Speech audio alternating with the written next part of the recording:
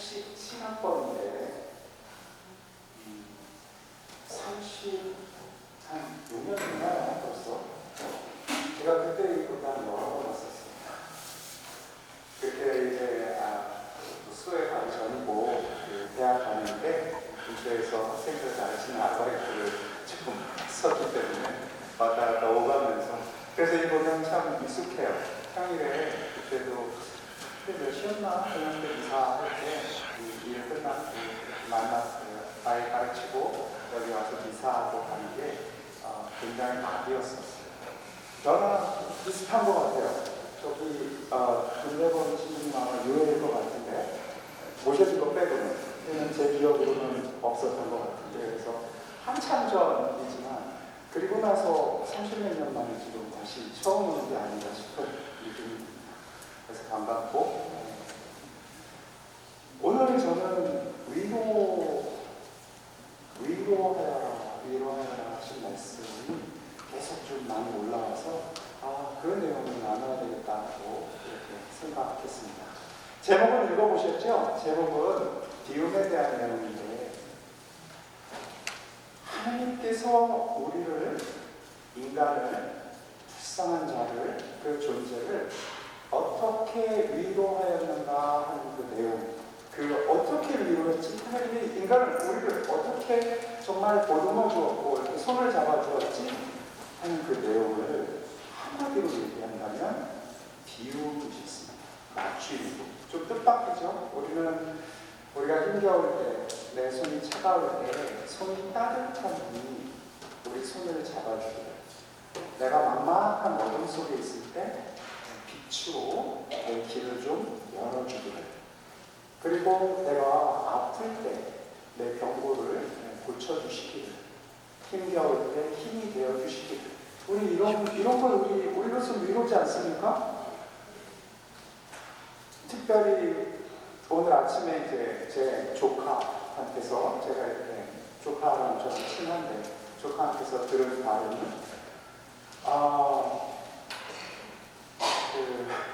웃기는 좀 웃으시라고 드리는 말씀이에요. 갑자기 의대를 좀 가볼 수 있을 것 같다라고 해가지고 대학을 그만두고 시험을 또 쳐서 이렇게 했어요, 제 조카가. 근데 시험도 너무 안 좋게 나온 거예요. 본인이 생각했던 거. 그래서 좌절과 절망에 지금 확 빠져있어요, 제 제일 큰 조카가. 그 아이에게 위로를 만약에 줄 수 있다면, 주님께서 주시는 위로라면, 뭔가 꿈꾸고 있는 일들이 좀 이해할 수 있고 희망을 가질 수 있도록 좀 될 수 있는 것. 이런 게 아마도 우리가 아는 위로 아니겠어요? 그렇죠? 여기 안에 계신 분들 중에서 나는 위로라는 게 필요가 없어라고 생각하시는 분이 있다면 아마 이 자리에 앉아있지 않을 겁니다. 아마 이 성당 안에 올 이유가 없겠죠. 우리는 크고 작게 내가 얼마나 인간적으로 세속적으로 사람들이 이렇게 높이 보거나 낮이 보거나에 상관없이 늘 우리 한 구석 저 깊은 곳에 있는 그 빈자리들이 있으니 그 허한, 그 빈자리를 채워줄 수 있는 바로 그분만이 하실 수 있는 그 위로를 우리는 다 좀 필요로 하는 사람들입니다. 오늘날처럼 나라가 좀 혼란스럽더라도 오늘날처럼 이만큼 발전한 나라에서조차도 정말 사람들이 쉽지 않다라고 알려졌는데 한번 생각해 보세요. 노예제도 있고 언제 어떤 전쟁이 일어날지 자연재해 앞에서는 속수무책인 인간의 그 가냘픈 그 약한 존재들이 인간들이 얼마나 크게 다양한 그 위험 속에 노출되었고 위로가 많이 필요했겠어요. 많이 발전한 오늘도 우리가 끊임없이 위로가 필요한 존재들입니다. 하나님께서요, 거룩하신 그분께서 인간들의 삶을 이렇게 내려다 보시면서 참 짠하셨었던 거예요. 그래서 그들을 좀 이제 위로를 좀 해줘야 되겠다. 내가 그들에게 좀 힘이 이제 좀 되어줘야 되겠다. 쓰러져 있는 저 친구를 일으켜줘야 되겠다라고 판단을 하시고 결행을 하신 일, 그렇게 판단을 하시고 당신이 이제 인간에게 참으로 위로해야 되겠다라고 결정을 하시고 행하신 일이 무엇이냐면 이건 같이 좀 따라하셔도 좋을 것 같아요. 비움이었어요. 한번 따라해보세요. 비움. 제가 만들어낸 얘기가 아니에요. 필립비서 4장 6절에서 11절. 이제 원래 이렇게 좀 여기 뒤에 다 끼워놔야 되는데 여러분이 쓰셔야 됩니다. 4장 6절에서 11절은 바울 사도의 그 하느님 찬가가 나오는데 그 하느님 찬가의 내용은 이러합니다. 하느님께서 세상에 자신을 비우시고 여느 인간처럼 내려오셨다. 그리고 여느 인간처럼 내려오셔서 더 낮추고 낮추어서 종의 모습을 이기시고 죽기까지 우리와 함께 하십니다. 바로 그렇게 한없이 비우고 낮추어진 하나님이 그 예수님, 당신의 아들님이 하나님의 영광을 받아서 높아지셨다. 이 내용이 필립비서 4장 6절에서 11절까지의 내용인데 굉장히 아름다운 하나님 찬가예요. 자, 그런데 이 하나님 찬가는 바울 사도의 모든 신학적 메시지가 다 이렇게 옹골차게 모아져 있는데 그 중에서도 가장 중요한 메시지는 바로 이 비움과 낮춤입니다. 하나님이 인간을 사랑하고 위로하기 위해서 선택하신 방식이 그 비움과 낮춤이라는 건 스캔들이에요. 스캔들이라는 말 들어보셨죠? 스캔들이 원래 성서적 용어예요. 성서에서 가장 많이 쓰이는 말이에요. 스캔달리온이라는 말은 걸림돌이라는 말이거든요. 걸림돌이라는 건 뭐냐면 무엇인가 내가 그를 향해서 이해를 향해서 이렇게 나아가는데 걸려져가지고 나아가지 못하는 거예요. 내가 하나님을 믿어야 되는데 하나님을 못 믿게 만드는 돌뿌리, 이게 스캔달이거든요. 그래서 저 사람 스캔달에 있어. 그럼 저 사람 제대로 된 어떤 길을 걷지 못하도록 돌뿌리에 걸려 넘어진 상태예요. 스캔달이라는 건 그렇게 트랩, 무엇인가 덫에 걸려져 있는 상태거든요. 하나님이 자신을 비우고 낮추어졌다는 것은 믿음을 가지려고 하는 우리들에겐 스캔달이에요.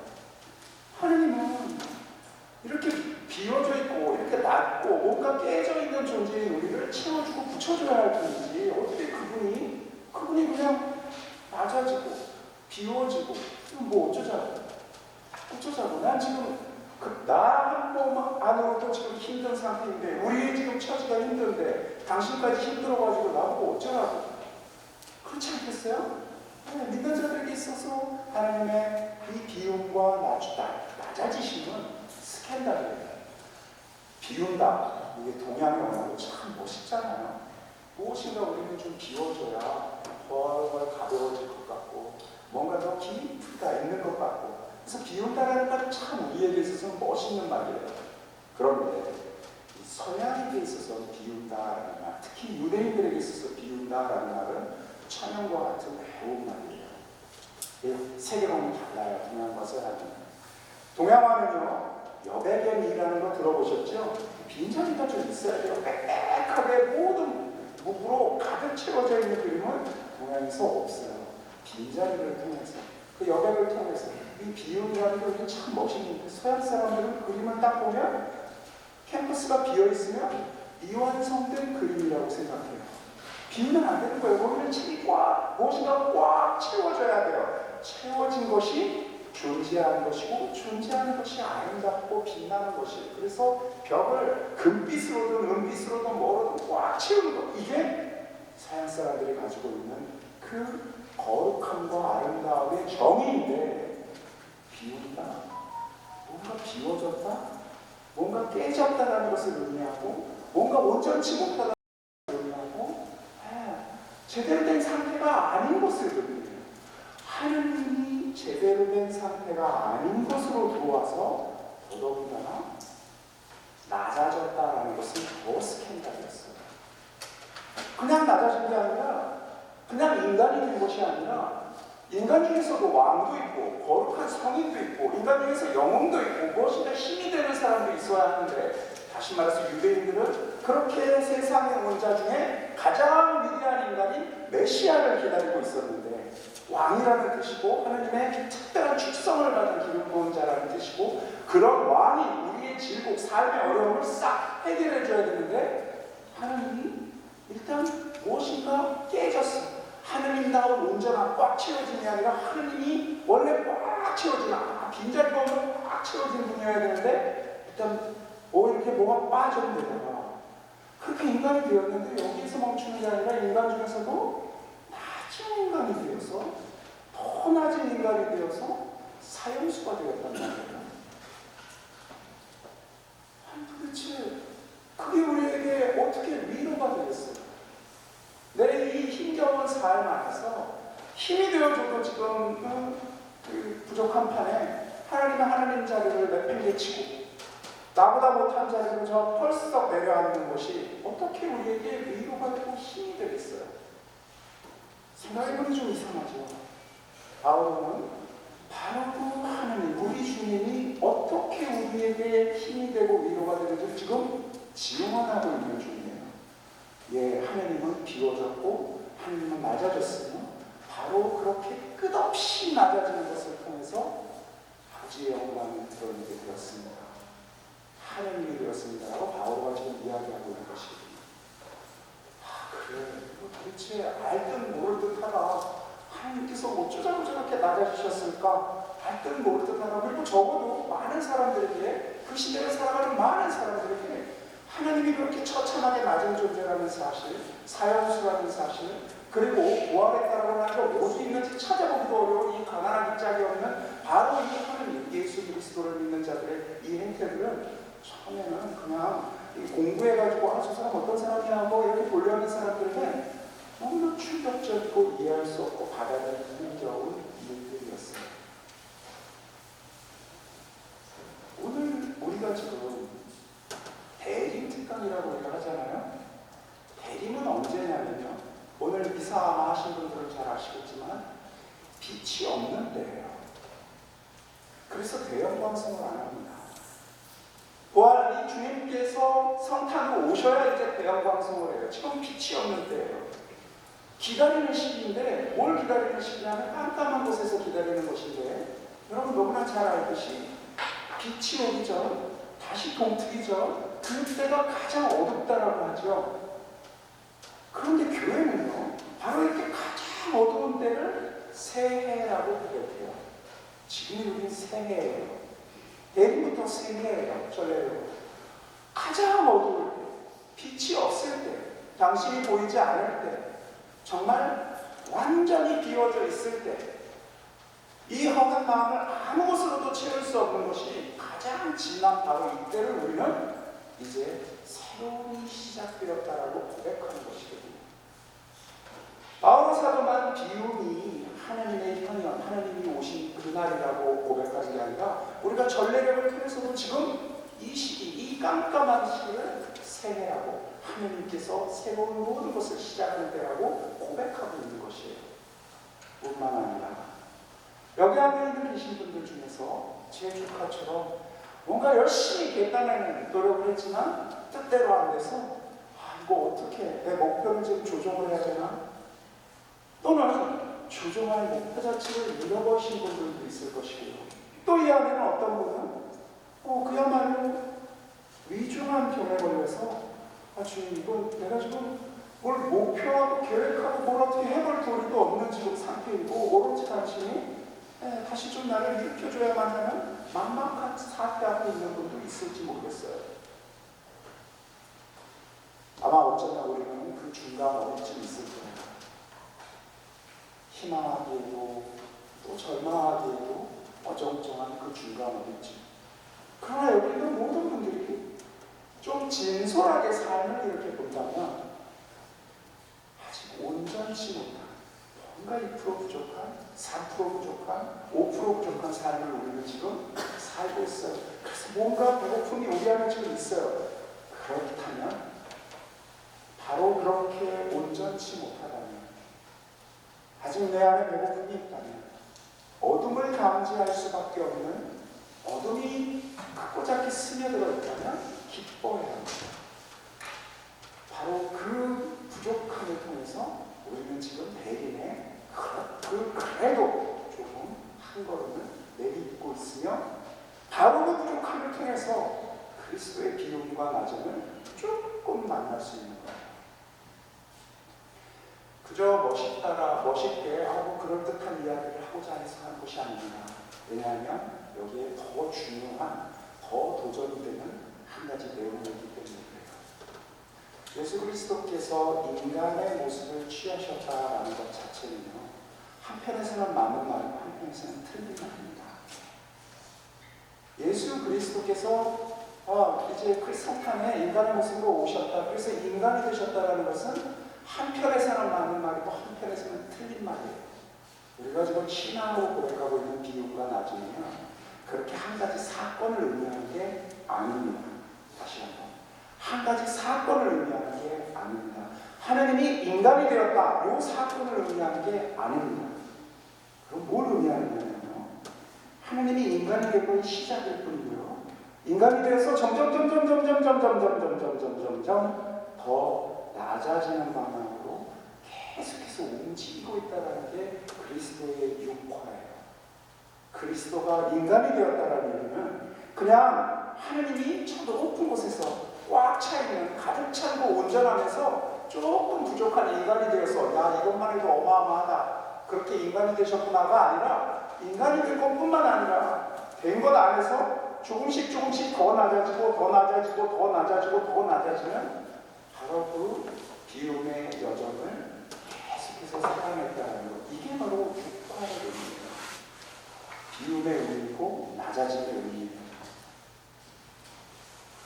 이게 왜 도전이 되냐면, 그 하나님이 그렇게 낮아지는 것을 통해서 우리에게 하신 이야기가 있어요.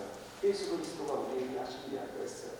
자, 내가 그대 곁으로 갑니다. 어서 오십시오 주님, 우리를 얼마나 기다렸습니까? 어서 오십시오 주님 하고 환영을 했는데 내가 기대하는 방식으로 오시지 않았어요. 뭐 어쩌라고, 이거 나를 건져줘야 할 분이 내가 지금 돌봐줘야 할 존재로 왔어요. 애기를 돌봐줘야 될 거 아니겠어요? 그리고 계속해서 믿음을 줘야 돼. 내가 어떻게 이분한테 힘을 주는 게 아니라 보잘것없는 그분에게 내가 계속해서 희망을 둬야 하고, 희망을 또 둬야 되고, 더 둬야 되는 뭔가 이게 좀 관계가 있었네요.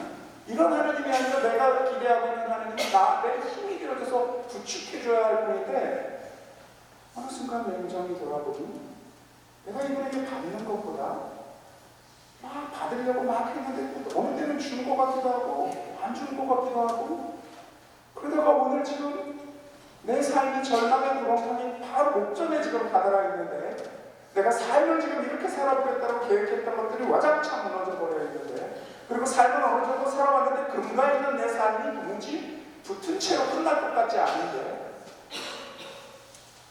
성전에, 성당에 나와서 열심히 사나, 이 성당과 아무 무관한, 이 성당과 아무 상관없는, 믿음과 아무 상관없는 삶을 사는데 잘 먹고 잘 살아. 도대체 나는 왜 여기서 이런 거를 하고 있어야 되는 거야? 라는 그 깊은 회의가 우리를 지금 가득 채우고 있을 때, 당신이 그럴 때 한마디 해줘야 되는 거잖아요. 아니, 내가 살아있다, 힘내라라고 한마디 해줘야 되는데 그런 게 없어. 침묵하고 있어요. 그분은 지금 어디 계서 나에게 어떤 힘을 주고 있는지, 물론 우리 정신 승리하려고 노력해요. 그리고 당신이 내가 기도하면 좀 뭐 들어주신 적도 있고 막 자꾸 그런 걸 떠올리려고 하는데, 이제 어른으로서 이제 솔직하고 크게 성당 나온다고 더 잘 사는 것도 아니고, 내가 당신을 지금 믿고 있다고 더 잘 사는 것도 아니고, 저렇게 불신하고 있음에도 그게 그거니. 그래서 당신께 내가 한마디 해달라고 하는데 말도 없는,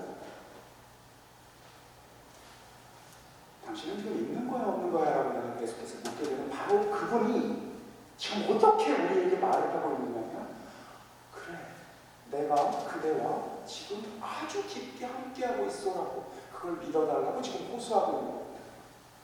그럼 우리는 이렇게 지금 다시 묻습니다. 주님, 그래요, 이렇게 낮게 왔다, 알겠어요. 낮게 왔어요.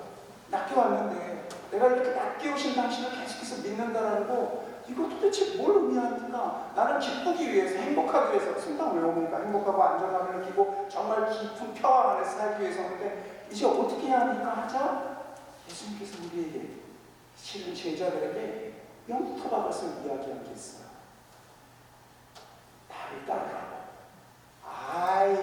보여준다면 나를 따라와. 지금 뭘 보여줘야 뭘 따르지. 우리가 지금 당신을 따르려면 내가 이렇게 따르면 당신이 나에게 뭘 줄 것인지, 내가 당신 낮은 당신, 저 밑바닥으로 지금 나보다, 나 지금 여기 있는 나도 아니고 그거보다 더 밑바닥으로 계속해서 내려가고 있는 당신을 따르면 뭘 주실 거예요? 라고 우리 손을 내밉니다. 손을 내밀잖아요. 뭐 주실지 좀 보여주세요. 그러면 내가 이걸 보고 당신을 따를지 말지를 좀 정해보겠습니다. 바리새인들이요, 예수님을 빨리 알아본 사람입니다. 복음에 보면 바리새인들이 예수님을 굉장히 많이 따라다니고 있어요. 그래서 끊임없이 질문합니다. 당신 뭔가 있는 거는 알겠는데 진표를 좀 주십시오. 내가 당신이 하나님으로부터 온 바로 그분이다라는 사실을 입을 수 있는 진표를 달라고 끊임없이 요구해요. 우리도 똑같습니다. 주님, 제가 조금 더 한 걸음 당신께로 다가가고자 하니 그럼 한 말씀 해주셔야죠. 내 마음을 움직일 수 있도록, 내가 당신께 기대할 수 있도록 조금 주셔야죠. 비움 알겠어요. 나 잘 모르겠으나 그 비움이든 뭐든 당신을 내가 따라서 당신 저 밑으로 함께 내려간다면, 그렇게 내려갔을 때 내가 어떤 위로를 받는지, 무엇을 받는지 힌트를 좀 줘야, 그래야 내가 당신을 따르지요라고 우리는 본능적으로 당신께 요청합니다. 세상에 공짜가 없잖아요. 공짜가 어디 있겠습니까? 공짜가 우리 삶을 지배하고 있는 원리 아니겠어요? 주고받는 거? 내가 당신께 뭘 좀 주려면 당신도 저한테 뭘 줘야 할 거 아니겠어요? 그렇게 주고받는 것이 공정해야, 주고받는 얼추 대가가 비슷해야 우리는 그것을 제대로 된 거래이고 믿을만한 사람이라고 하는 것인데, 믿을만한 주인이 되기 위해서 당신이 이렇게 무너져 내려가고 그래? 그런 낮아지는 모습으로 지금 나를 계속 초대한다면 그렇게 갔을 때 뭘 얻는 것이지? 라고 줘야 하는데, 주님께서 바로 그 바리새인들에게, 징표를 달라는 바리새인들에게 어떤 말씀을 계속 하시느냐면요, 내가 그들에게 당신들에게 줄 수 있는 것은 하나입니다. 그것은 나 하나입니다. 나를 보십시오. 부러지게 봤어요, 예수님께서. 그런데 그는 계속해서 조금씩 더 낮아지고 더 낮아져서 나중에는 그의 그 사도직의 그 사명의 끝장을 보여주고야 말아요. 그것이 무엇일까요? 죽음이었습니다.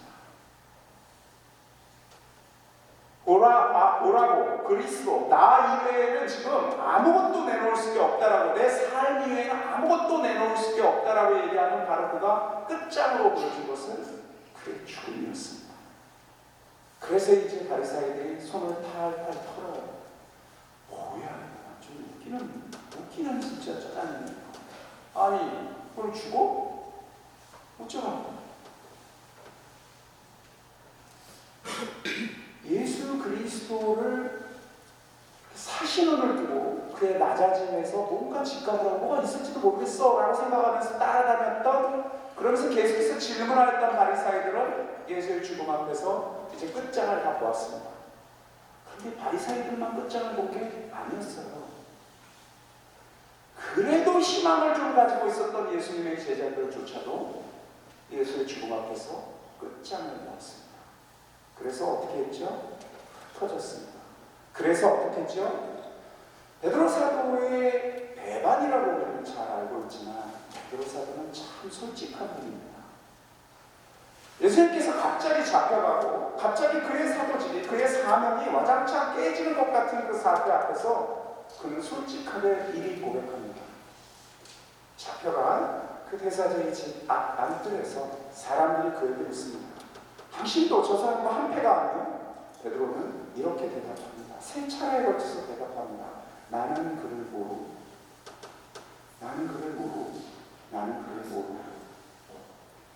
유대인들에게 이 3이라는 숫자는 그냥 3번, 1, 2, 3이 아닙니다. 유대의 그 숫자는 각각 하나하나 다 의미가 있어요. 1 더하기 1은 2가 아닙니다. 3은요, 최상급을 의미합니다. 정말로 나는 그를 모르고를 뜻해요. 그래서 거룩하시다 또 3번 하는 거예요. 더 이상의 거룩함이 있을 수 없어서 그렇게 3번 하는 겁니다. 이 삶이 그렇게 중요해요. 베드로가 3번에 걸쳐서 나는 그를 모른다고 했어요. 그건 솔직한 고백입니다. 그는 아마 그가 따랐고 그가 믿었고 그가 희망을 두었던 예수 그리스도가 정말 누군지 몰랐을 거예요. 왜 그런 때 있죠? 희망을 다 두고서 내가 그를 이렇게 따르고 했는데 뭐야? 뭐 이런 사람이 다 있어. 뭐 이런 황당한 엔딩이 다 있어. 이런 황당한 끝장이 다 있어라고 그는 정말 당황했을 것입니다. 베드로만 그랬을까요? 예수를 따랐던 그 제자들이 도망갔다는 게 그저 무섭기만 해서 도망갔을까요? 실망과 알 수 없음, 두려움. 뭐야 이거? 헛거였잖아. 내가 믿었던 거 헛거였잖아. 라는 철저한 절망. 그건 바리새인들의 얘기가 아니라 바로 예수님께 희망을 두었던 자들의 체험이에요. 그게 예수 죽음의 한 얼굴입니다. 예수님이 죽으셨다는 것은 그냥 막 여러 대 두들겨 맞고 너무 힘겹고 아팠던 시간을 겪었다는 것만이 아니라 그가 맺었던 모든 관계 앞에서 그가 희망을 또는 어떤 관계 안에서 그래도 이렇게 따뜻한 손길을 나눴던 모든 것들을 놓쳤다는 걸 의미하고 내던져졌다는 것을 의미합니다. 그저 내가 죽는다는 것이 아니라 내가 사랑하는 모든 사람으로부터 버려졌다는 것을 지금 의미합니다. 그의 죽음은 그렇게 처참했어요. 처참했어요. 그리고 그의 죽음 앞에서 그 어떤 누구도 희망을 본다거나 저기 뭐가 있어 라고 생각하는 자가 없었어요. 그를 가장 사랑했다고 지금 고백하고 있고 우리가 추측할 수 있는 여인들조차도 무덤 속에 그를 모시는 것, 그것이 그들이 할 수 있는 다 했어요. 다시 말해서 죽음으로 그를 보내는 것이었어요. 내가 그를 참으로 사랑했지. 그것으로 그 추억으로 간직하는 것이었어요. 그를 살아있는 자로 더 깊이 만나고 그를 더 따르고 그런 건 있을 수가 없는 일이에요. 끝장이 나버린 것이었어요. 예수의 죽음은 그렇게 완전한 끝장이었습니다. 우리가 그 끝장을 알아야 예수 그리스도의 부활을 이해할 수 있거든요. 어찌 되었건 그의 낮음은 그렇게 끝장은 저 밑바닥 지하실을 뚫고 내려가는 낮음이었습니다. 바로 그가 우리에게 끊임없이 초대하고 있는 당신과 함께 해달라고 하는 초대하고 있는 게 바로 그것이 십자가 그 끝장이에요. 그러니까 좀 황당하죠. 뭐야 그럼 완전한 끝장은 지금 나보고도 같이 하자라고 하는 거였어? 예. 그 완전한 끝장 앞에 우리가 당신과 함께 지금 가자고 주님께서 지금 초대를 하고 있는 거예요. 그 끝장을 당신과 함께 겪지 않으면 우리가 당신과 무관한 사람이라고 주님께서 반복하여 초대하셨어요. 그러니까 우리는 갑자기 당혹스러워요. 난 성당 나오는 거 그렇게 그런 지금 하러 나온 게 아니야. 조카에게도 제가 좀 어려운 이야기이고 사실은 한참 좌절하게 있는 자에게 그런 친구에게 비율이 가지고 있는 의미가 없어요. 언젠가 그가 좀 안정감을 가질 때 비율이란 이렇게 의미가 있지라고 아마 생각할 거예요. 그럼에도 그러거나 저러거나 좌절이 참으로 그게 정말 인간의 일이다라고 위로했어요. 그랬더니 늘 큰아빠는 뭐 그런 비슷한 알쏭달쏭한 얘기를 하는 것처럼 그렇게 해서 넘어가긴 했지만 그저 그냥 마음만 전해졌을 뿐이죠. 지금 여기 계신 우리들 한 분들에게도 예수 그리스도의 십자가를 따른다는 게 완전한 끝장에 다다르는 것이다라는 것이 머리로 알겠는데 그걸 내가 지금 선택해야 한다고? 그러면 당혹스러울 거예요. 당혹스럽죠. 그렇게 선택을 했을 때 내가 그리스도의 사람이 되는 것이고 그리스도와 함께하는 것이다라고 제가 지금 그렇게 얘기하고 그게 바로 유일한 그리스도의 위로를 하나님이 인간에게 내리는 그 위로를 마주하는 유일한 길이라고 지금 이야기를 하니 그건 보통 사람들이 지금 하자라는 신앙 고백이 아니잖아 라고 지금 당혹스러우실 수도 있을 거예요. 성경 얘기를 조금 더 해야 합니다. 예수 그리스도께서 십자가를 지고 나를 따를 때 그래야 한다고, 십자가를 지고 나를 따르지 않는 자는 나와 무관하다고 거듭 반복하시는데, 이 십자가를 지고 나를 따른다는 것처럼 교회에서 잘못 오용되고 있는 말이 없습니다. 이거 잘 들으셔야 합니다. 병 걸리면 갑자기 내가 십자가를 지게 된다고 생각하는 사람도 있고, 그렇게도 고백도 해요. 사업에 실패하는 십자가라고요. 누군가 내 주위에 굉장히 나에게 어려움을 주는 사람, 그거 내 십자가라고 표현도 하고, 어떤 어려운 상황을 그거 내 십자가라고 표현을 하는데, 새빨간 거짓말일 뿐만 아니라 아무 상관없습니다. 십자가라고 그것들이 가면. 십자가는 삶의 어려운 고통들을 의미하는 게 아니에요. 삶의 어려운 고통들은 그냥 어려움과 고통이에요. 병은 병이고, 나에게 어려움을 주는 사람은 어려움을 주는 사람이고, 그냥 그것들은 다 어려운 거예요. 힘든 거예요. 십자가가 아닙니다. 십자가가 되려면요, 그것을 주님께서 나에게 주신 선물로서 받아들일 때 그때 십자가가 되는 거예요. 병이 십자가가 되는 것은 이 병이 그냥 나를 힘겹게만 만드는 병이 아니라, 이 병이 나를 구원으로 이끄는 하느님께서 주신 나의 선물이라고 고백하고 받아들일 때 그때 십자가가 되는 거거든요. 그러니까 그냥 어려운 제가 내 십자가가 아니에요. 주님께서 나에게 선물로 주신 어려움이야 라고 고백하며 그것을 감사로 받아들일 때, 이때 이제 그게 십자가가 되는 것이거든요. 그리고 십자가는 져야 되는 것이지 놓고 보는 게 아닌 거예요. 그 어려운 선물을 내가 받아서 나의 것으로 안고 조금씩 그 십자가 안으로 더 깊이 들어가는 것, 다시 말해서 그 고통 속으로 들어가는 것. 주님, 이 십자가 저에게 제발 좀 걷어주십시오. 아니, 그건 틀린 기도예요. 십자가 선물로 주는데 선물 받아가라, 돌려주겠다라는 이야기인데 말이 안 되는 얘기겠죠. 십자가는 당신의 선물이니 내가 이것을 온전히 나의 몫으로 받아들이겠노라, 그리고 이것을 기쁨으로 받아들이겠노라 라는 그 신앙 고백을 통해서 계속해서 그 십자가가 내 곁에 있는 것이거든요. 그리고 그 어려움은 내가 이렇게 주님, 이 어려움을 당신이 주신 십자가로 받아들입니다 했으니까 말을 이렇게 하면서 저 속은 이렇게 우리가 기도할 수 있어요. 주님, 제 마음 다 알았죠. 빨리 걷어가 주세요. 주님, 저를 받아들입니다. 그러나 보통 우리가 잘 알듯이 내가 받아들인다라고 했으니까 이거 걷어가시는 거죠? 라고 정립바닥에서 끊임없이 외치는 그 사태들. 물론 십자가를 진 자는 그 마음은요, 우주처럼 넓은 다양한 바람이 부릅니다. 십자가를 지고 있는 자가 하하 뽀뽀하라는 얘기는 절대로 아니에요. 그럴 수가 없어요. 화나고 분노에 차고 이리 뛰고 저리 뛰고 하는 마음, 수없이 올라오는, 수없이 흐르는 이 마음의 바람들은 그건 우리가 어떻게 할 수 있는 게 아니에요. 바람을 어쩌겠습니까? 바람을 어떻게 하겠어요? 밖에 있는 바람도 우리가 마음대로 제어할 수 없듯이 우리 안에 있는 바람도 제어할 수가 없어요. 어렵고 힘겨운 시간들 올라오는데 그때마다 즐겁고 따뜻한 미풍이 안에서 막 불게 해달라고 생각한다면 말 같지도 않은 소리입니다. 밖에 지금 바람 부는데 주님 오늘 너무 겨울이에요. 너무 추워요. 그러니까 지금 오늘 제 앞에는 여름의 날씨가 되게 해주세요. 이렇게 기도하시는 분 없지요? 우리 그렇게 기도 안 합니다. 그런데 주님, 제 마음의 바람이 지금 겨울이 불고 있으니 여름으로 바꿔주세요. 이런 기도를 엄청 많이 합니다. 마치 그것은 바꿔줘야 할 것처럼, 그냥 당신이 손을 대면 바꿀 것처럼. 아니요.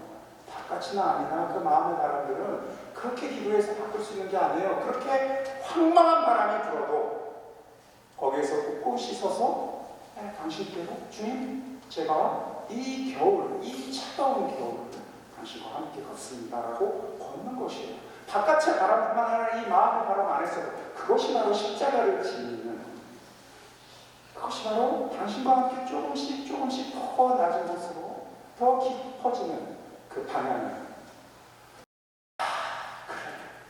그러면 어떤 일이 벌어지는 것이지? 그럼 무엇이 일어난 것인가? 자, 이제 이게 우리 위로의 내용이니까 잘 들으십시오. 기쁨입니다. 이제 한 번도 겪어보지 못했던 완전히 새로운 기쁨을 우리가 십자가를 지면서 만나게 됩니다.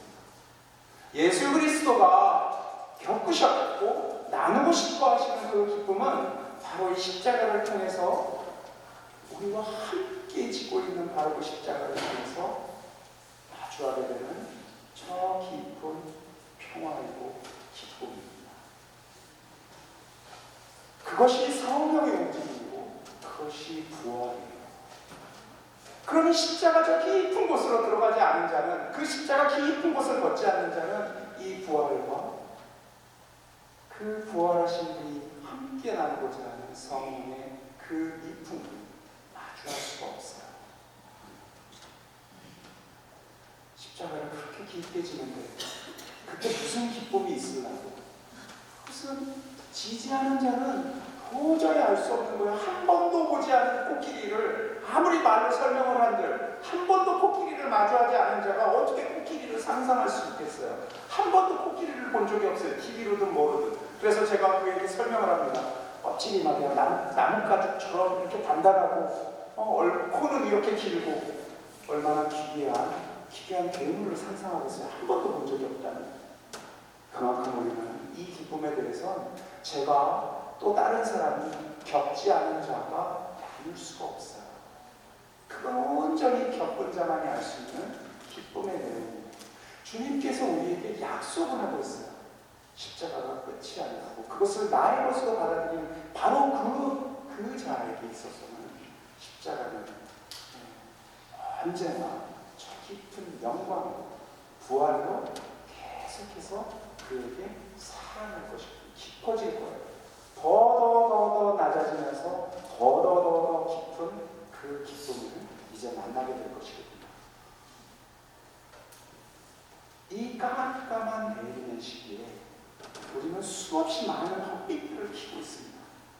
특별히 연말연시 이 시기에 우리는 한 해 동안 못 입은 꿈들을 소중하게 이렇게 갈기 위해서 주님 올해는 안 되더라도 내년에는 이런 것 좀 해주십시오 하고 우리가 계속해서 간직해왔던 귀한 빛들을 가지고 성전에 옵니다. 기도합니다. 주님, 제 삶 안에 이 빛이 좀 있습니다.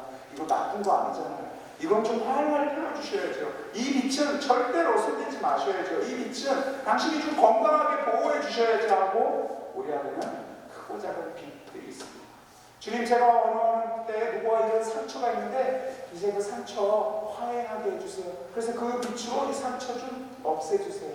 둥글게 해주세요 하고 기도합니다. 얼마나 좋은 거예요. 귀한 거죠. 그리고 우리 또 기도합니다. 주님, 제 마음에 이런 칼날이 있습니다. 이거 좀 놔야 되겠습니다. 이것도 당신 빛으로 좀 칼날을 좀 무디게 해주세요 하고 기도합니다. 얼마나 좋은 것이에요. 그리고 또 우리 기도합니다. 그거는 관계들, 주님, 그와의 관계를 이제 그동안 오랫동안 힘들었으니 이제 화해하게 해주세요.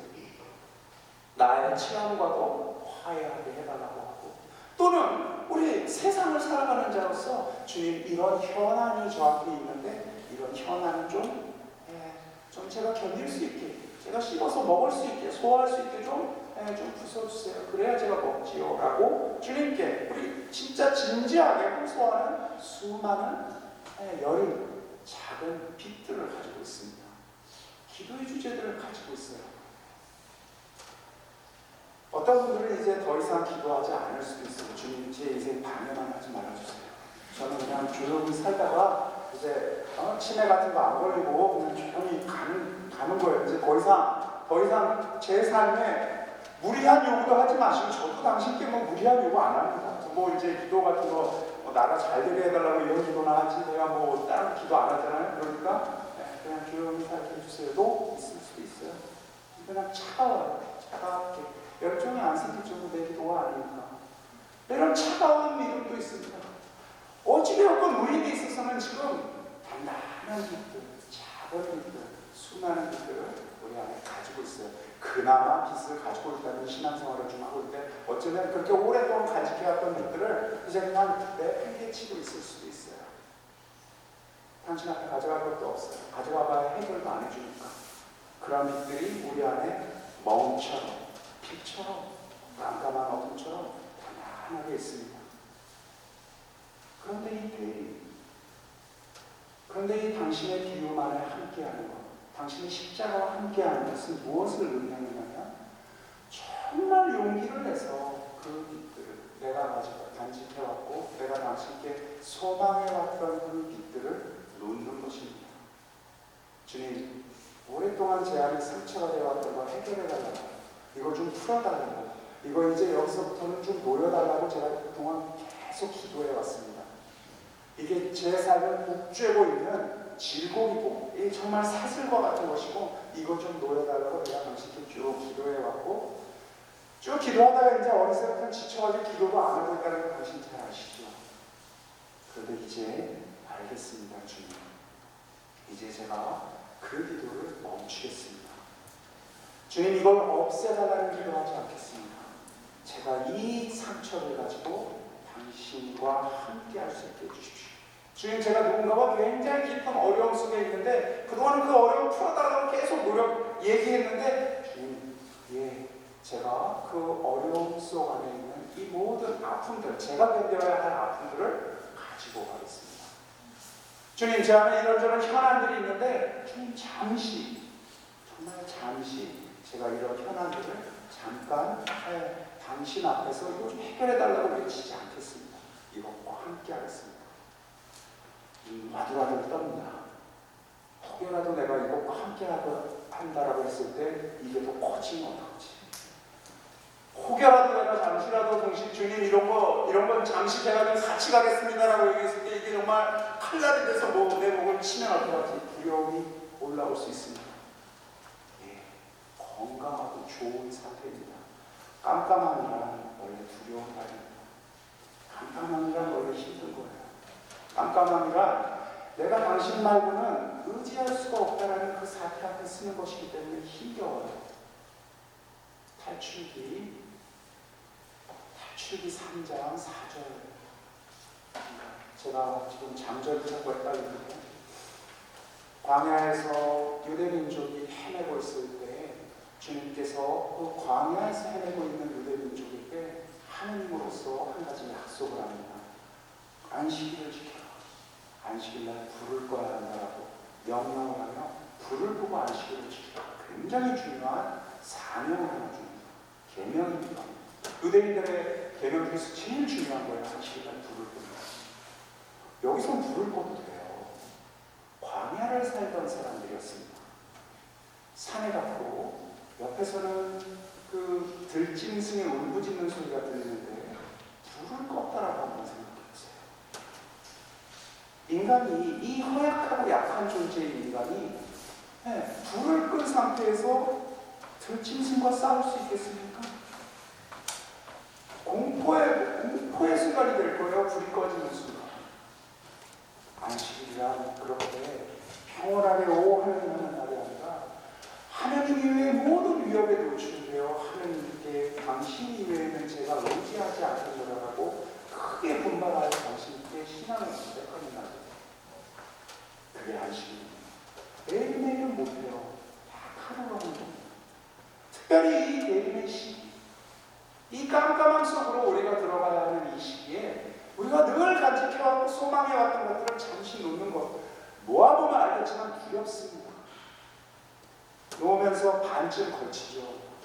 주님, 제가 이거 잠시 놓겠습니다. 근데 설마 놨다고 진짜 놔주신 건 아니죠. 이렇게 우리 두려움 속에서 반쯤은 계속해서 걸치면서 있어요.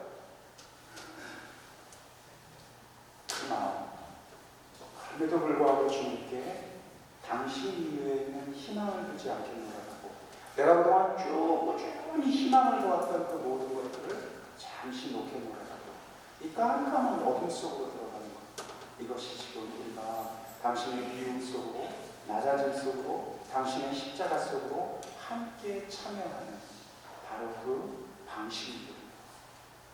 자, 그래서 우리는 스스로에게, 서로에게 묻습니다. 물어야 합니다. 그리고 응답해야 합니다. 나의 헛빛, 아니 나의 이 소중한 빛, 당신 앞에서 그동안 내가 꾸준히 주님 이건 좀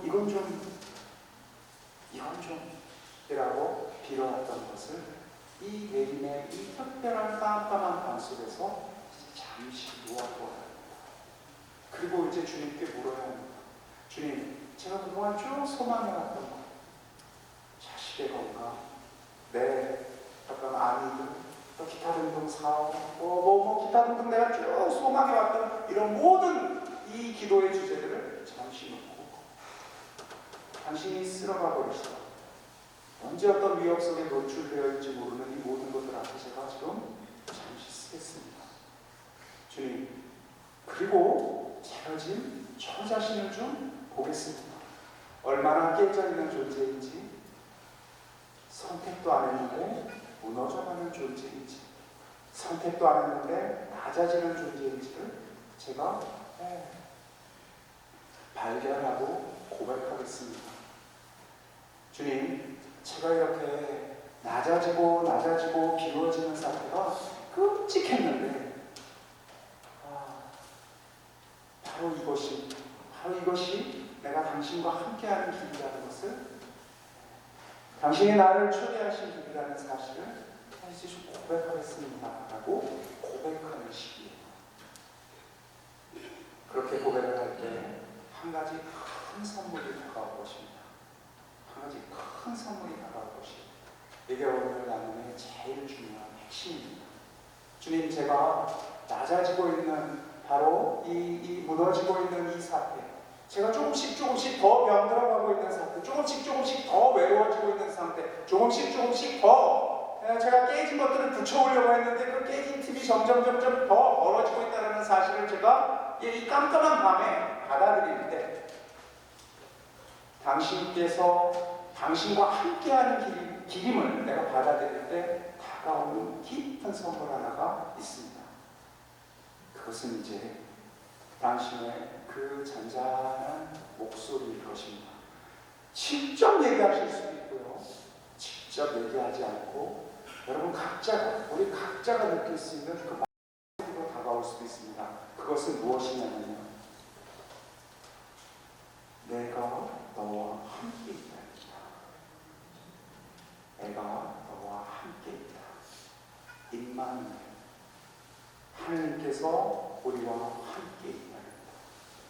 내가 얼마나 죄스럽지 않고 깨끗한 존재이고, 내가 얼마나 온전하고, 내가 얼마나 잘 살아냈고, 내가 얼마나 죄를 잘 회개했고, 그래서 하나님께서 나의 안에 올 수 있을 충분한 준비가 되어 있기 때문이 아니라, 깨져 있고 아직 내가 당신을 맞아들일 준비도 안 돼 있고, 점점 내 삶이 위태해지고 있고, 불안해져 있고, 불안정하고, 이런 깜깜함 속으로 내가 더 깊이 들어가서 어쩔 줄을 몰라 하고 있는 바로 그때 내 작은 고백, 주님, 당신이 이렇게 우리 곁에 오셨어요? 라고 내가 고백할 때, 당신이 이런 식으로, 이렇게 정말로 이렇게 외롭게, 저처럼 외롭게, 저처럼 아프게, 저처럼 어쩔 줄 모르게, 우리처럼 이 답이 없는 이 우왕좌왕 속으로 그렇게 당신이 오셨습니까? 라고 우리가 진지하게 고백할 때, 그때 당신이 우리에게 이야기하실 겁니다. 내가 너와 함께 있다. 잘난 내가 아니라, 회심한 내가 아니라, 준비되어 있는 내가 아니라, 지금 딱 요 모양 요 꼴인 나에게 주님께서 하시는 말씀이 임마누엘입니다. 하나님께서 우리와 함께 계시다. 그분이 그렇게 우리 저 깊은 곳으로 들어오실 거예요. 정말 성탄을 맞이하고 싶습니까? 그러면 어둠 속으로 가는 길 위에는 길이 없습니다. 정말 당신의 참빛을 보고 싶습니까? 그럼 헛빛들을 꺼야 합니다. 헛빛들을 끈다는 것은 좀 더 열심히 산다는 의미는 아닙니다. 무너지고 있는 나 자신을 하나님께서 주신 바르고 삶의 조건으로 받아들이는 것입니다. 불공평한, 부정의한 일들을 다 받아들이고 두들겨 맞으며 살라는 말씀이 아닙니다. 싸워야죠. 그러나 우리는 어느 순간 이 정도 삶을 살아봤으면 알죠. 받아들여야 할 것들이 참 많다라는 사실을, 견뎌내야 할 것들이 참 많다는 사실을 압니다. 로마서 5장 3절 4절은 바울 사도의 고백을 아주 깊고 간곡하게 하고 있습니다. 우리는 환난을 자랑합니다. 환난은 인내를 낳고, 인내는 수염 수양을 나누고 수양은 희망을 나눈다라고 했어요. 말이 좀 우리말 그 환난 그리고 인내, 수양 그리고 희망이 정확하게 그 성서가 얘기하고 있는 그 히라버들이 그 의미를 잘 못 담고 있어서 제가 히라버 쪽 설명을 해드리고 싶습니다. 환난이라고 번역한 것은 슬락시스라는 히란 말인데 환난이라고 번역을 했지만 본래적인 뜻은요 마음의 저 깊은 꽉 옥죄어져 있는 상태를 뜻합니다. 마음 바깥에서 있는 여러 가지 어려움들은요 스테로코리아라고 해서 조금 다른 표현이 있습니다.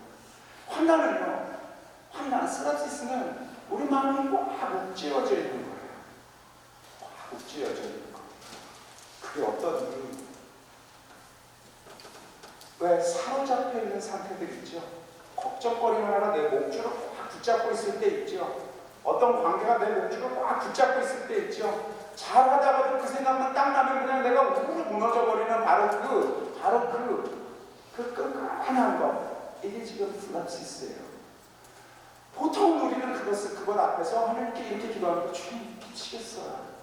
제가 어떻게 못하겠습니까? 이건 제가 어떻게 할 수 있는 게 아니니까 제발 이 환난은 어떡하겠어요? 내 마음을 옥죄고 있어요. 아까 제가 마음의 바람은 어떻게 함부로 할 수 없다라고 하듯이 세찬 바람이 오는데 나는 옷이 다 벗겨져 있어요. 그래서 나 얼어 죽을 것 같아요. 주님 제발 이건 제가 견딜 수 있는 세계가 아닙니다라고 기도할 터인데 마음의 바람 우리 지금 안에서 세차게 흔들고 있는 그 환난이 바울 사도는 지금 이렇게 표현하고 있어요. 환난을 잘하면 안 돼요. 나에게 환난이 다가왔다는 게 어떻게 이게 잘하면 되겠어요? 그가 십자가를 치는 방식입니다. 환난을 잘하였어요. 왜? 바로 그 환난이 인내를 낳는다고 했는데 호포모네라는 뜻입니다. 호포모네라는 히란말을 번역하는데 그것은 뭐냐면 무거운 것 밑에서 깔려있는 상태를 의미해요. 마음이 깊은 그 옥죄임들, 그 외부적인 힘들이 지금 나에게 꽉 있는데 여러 이유들이 있어서 그것들이 있는데 그것이 무엇을 낳느냐면 믿는 자에게 예수 그리스도께서 계속해서 이렇게 낮은 자 안에 계속 계신다는 것을 믿는 자에게 어떤 일이 벌어지느냐면 견딜 수 있는 힘이 생긴다는 거예요. 주님께서 함께 하고 있다는 것을 믿는 자에게는 인내, 호포모네, 그 견딜 수 있는 그 무거운 것 아래서, 호포가 아래라는 뜻이고 모네가 견디다, 버틴다라는 뜻인데 그 무거운 것 아래서 견딜 수가 있다는 거예요. 그리고 나서 수양이라고 번역을 하지만 도키네는 뭘 뜻하냐면 시험을 하고 또 시험을 하고 시험을 해서 시험을 견디어서 낸 사람들이 가지고 있는 단단한 근육을 뜻해요. 마음의 근육을 뜻해요. 그러니까 그냥 견딜 때 그냥 견디기만 한 것이 아니라 조금 더 무거운 환난을 견딜 수 있을 만큼 마음의 근육이 커진다는 거예요. 믿는 자들이 이렇게 성장한다는 거예요. 이 환난을 통해서 그들이. 그리고 바로 그들의 성장, 이 도키는, 이 수양, 끊임없이 견뎌낼 더 큰 어려움들을 견뎌낼 수 있는 이 근육이 무엇을 낳느냐면 엘피스, 희망을 낳는다고 했어요. 그러니까 이제 그 견딜 수 있는 그 힘을 가지고 우리는 예수 그리스도의 참빛을 볼 수 있는 그 마음의 눈이 열리는 거예요. 그게 희망이거든요. 그러니까 환난이 없는 자는 희망도 없어요. 마음의 옥죄임이 없는 자는 예수 그리스도를 볼 수 있는 그 희망을 만들어낼 수 있는 희망까지 다다를 길이 없어요. 십자가가 오시는 십자가 나의 것으로 여기는 환난을 나의 것으로 여기는 그 선택이 없이는 부활이 없는 것이에요. 그렇게 희망하는 자, 그렇게 바라볼 수 있는 자가 누구냐? 우리예요. 이 앞에서 환난을 뛰어내버리고 희망할 수 있을까요? 없습니다. 인내를 뛰어내버리고 희망할 수 있을까요? 없습니다. 수양, 도키네를 뛰어내버리고 희망할 수 있을까요? 없습니다. 희망한다는 것, 엘피스는 오늘 우리 말이 이야기하고 있는 그런 일이 벌어질 거야라는 것과 완전히 다른 말입니다. 이때의 희망은요, 이미 올 것을 알고 기다리는 마음이에요. 소풍 갈 때 언제가 제일 즐겁습니까? 전날이 최고지요. 정말 즐거운 여행을 가려고 하는데 언제가 제일 즐겁습니까? 가서 뭐하지? 하고 막 계획할 때 즐겁습니다. 알피스, 그 희망이 바로 이것이에요. 그 기쁨이에요. 올 것이 확실할 거예요. 그게 얼마나 즐거울지를 너무나 잘 알기 때문에 우리는 희망 안에서 기뻐할 수 있는 것입니다. 그러니 우리는 희망을 사는 사람들이에요. 이미 일어날 것을 알고 그 안에서 살아내는 사람들이에요. 얼마나 기쁠까? 주님은 그 기쁨을 또 이렇게 표현하셨습니다. 평화랍니다. 평화랍니다. 부활하신 주님께서 죽음을 이기고 우리 곁에 오셨을 때 인사하신 말씀이 샬롬이죠. 평화입니다. 평화의 뜻은 다들 너무나 많은 곳에서 아마 잘 들으셨겠지만 샬롬이라는 그 히브리말 샬롬의 뜻은 하느님과 그대가 온전하다는 뜻입니다. 죄가 없다는 뜻이에요. 예수님께서 죄 많은 상태에 바로 그들, 예수님은 참혹한 죽음을 배반하고 떠나버린 그들, 무엇을 해야 할지 길을 잃은 그들, 켜켜이 쌓인 부활하신 주님을 찾아다니는 것도 아니고 이렇게 도망다니면서 이렇게 문을 닫아버리고 있는 그들에게 죄가 없다고 선언하셨어요. 왜? 바로 그들은 그들의 몫의 삶, 다시 말해서 그들의 환난과 그 인내와 수양과 희망의 삶을 살아낼 것을 예수 그리스도께서 보고 계시기 때문에 희망하고 계시기 때문에 그들은 일어나서 이제 나와 같이 저 깊은 기쁨의 세계, 십자가를 지고 당신 그 기쁨 안으로 들어가는 세계를 예수님께서 보고 계셔요. 그래서 그들은 샬롬하고 이야기하십니다. 주님께서 우리에게도 샬롬하고 이야기하고 계십니다. 깊은 기쁨의 세계로 우리가 들어갈 것이라고 알기 때문에 그래요. 주님께서 지금 여러분에게 샬롬하고 하면 원래 이게 그냥 일상 인사말이에요.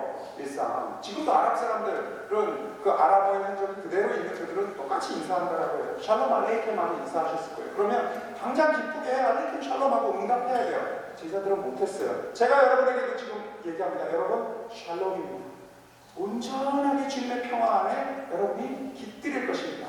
여러분의 십자가 몫을 지고 아주 깊게 그 안에서 그분과 함께 할 것입니다. 그리고 그분의 그 깊은 기쁨을 나눌 것입니다. 여러분에게 지금 제가 샬롬하면 여러분 예 맞아요 저 그럴 거예요 이렇게 자신있게 지금 저에게 응답하실 분이 여기 몇 분 계시겠습니까? 그럴까 과연? 나도 샬롬일까? 내가 정말 그렇게 샬롬을 지금 받고 있는 거 정말 실현되는 이야기인가? 아직 좀 목에 걸리시겠죠? 주님께서 우리 하나하나에 샬롬이 당신의 그 깊은 희망으로 지금 선언하고 계십니다. 그러거나 저러거나 한 가지 큰 제약이 있는데 우리 모두 죽는다는 사실입니다. 한 가지 큰 제약은 우아하게 죽던 뭐 어떻게 하든 다 죽는다는 사실이에요. 적어도 한 번은 당신의 그 처참한 낮은 안도 우리가 참여할 거예요. 믿지 않는 자들에게 그것은 크나큰 공포이고 내가 그때 어떻게 견뎌야 할지 하고 여러 가지 나름의 수단을 가지고 준비할지 모르나 믿는 자들에게 있어서는 그래 내가 아무리 엉터리로 살았어도 한 번쯤은 당신을 닮겠구나. 한 번쯤은 내가 당신 곁으로 당신과 온전한 모습으로 그 비움 속에서 가겠구나. 그때 내가 그리 말할 수 있어야지. 예 주님 제가 그래도 이렇게 한 번 당신 닮네요. 이렇게 한 번 당신 안으로 들어가네요. 이렇게 한 번은 부끄럽지만 이렇게 한 번은 내가 당신 참 비슷한 얼굴로 당신이 그리 초대하셨던 십자가를 들고 한 번은 가고 우리 믿는 자들은 얘기할 수 있겠죠. 그리고 참으로 우리가 믿는 자라면 바로 그 마지막 순간의 고백을 오늘 지금 조금 먼저 하는 것입니다. 그래서 믿는 자들은 종말을 지금 사는 자라고 고백하는 겁니다. 그 마지막 순간을 지금, 이렇게 한 번, 적어도 한 번은 당신의 함께 돌아가는 이 고백은 지금, 만약 그리하여 당신의 그 십자가를 지금 내가 살아낸다면 그 기쁨은 얼마나 깊겠습니까? 그 특별한 빛의 시간, 특별한 고백의 시간을 살아내시기를 원망하고 기도합니다. 영광 성도 마치겠습니다. 영광이 성부와 성자와 성